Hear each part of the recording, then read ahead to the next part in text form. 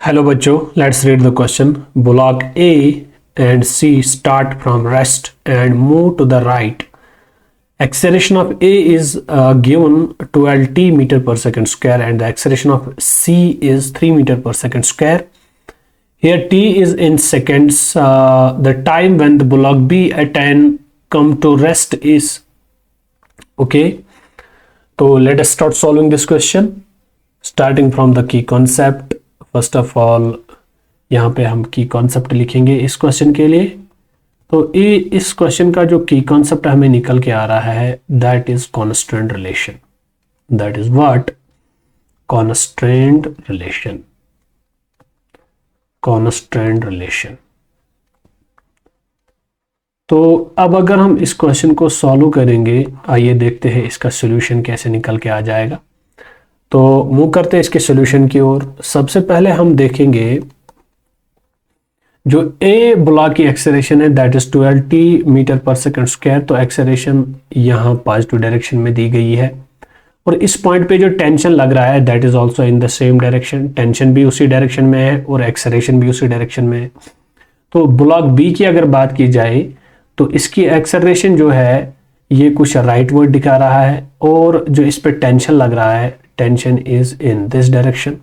Okay. उसके बाद अगर इस ब्लॉक सी की बात की जाए, ब्लॉक सी जो है मेरा उसकी एक्सेलरेशन जो है that is 3 metre per second square.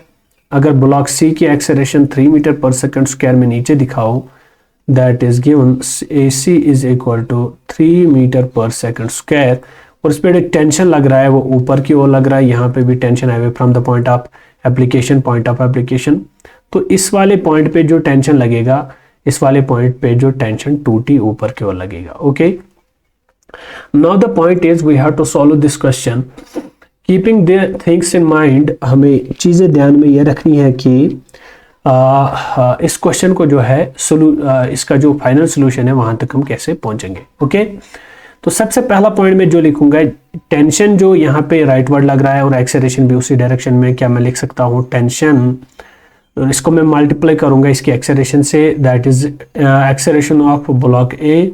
Okay. T dot A minus क्यों लिखूंगा मैं? टेंशन आगे की ओर है, एक्सेलरेशन पीछे की ओर है, एंगल 180 डिग्री है. तो यहाँ पे जो वर्क आएगी that is simply equal to F dot D X cos 180 degree, इसलिए मैंने यहाँ पे माइनस लिखा.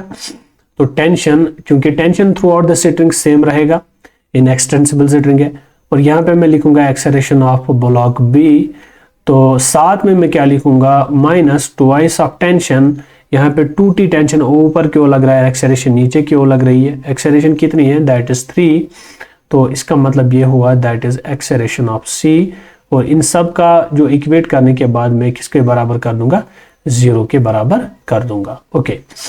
तो क्या मैं टेंशन को ओवरऑल इस इक्वेशन के अंदर कैंसिल करूंगा? ये tension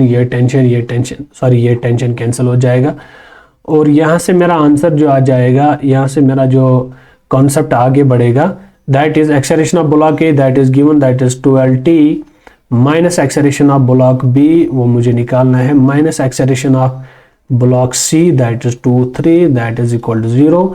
Therefore, acceleration of block B will be equal to, इसको मैं राइट हैंड साइड की ओर ले जाऊंगा, this will B 12t minus 6. तो ये मेरी एक्सेलरेशन ऑफ ब्लॉक बी निकल के आ गई. तो एक्सेलरेशन ऑफ ब्लॉक बी को मैं लिख सकता हूँ this is the rate of change of velocity of block B divided by time t. This is equal to 12t minus 6.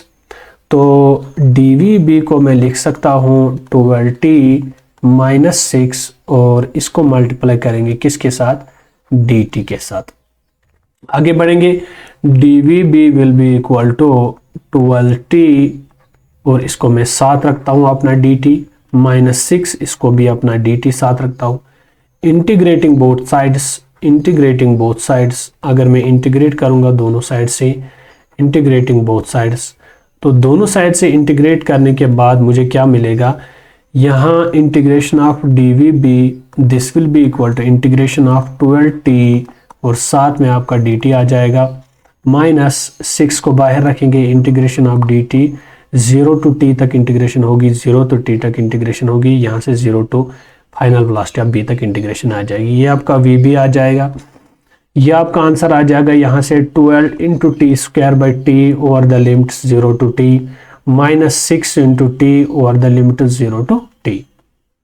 2 6 are 12, तो यहाँ से आपका आंसर निकल के आ जाएगा velocity of B will be equal to T square, upper limit T डालेंगे, lower limit 0 minus, और यहाँ से आपका माइनस सॉरी इसको 6 साथ आएगा, यहाँ से भी आपका 60 आ जाएगा, वो अपर लिमिट टी लोअर लिमिट 0।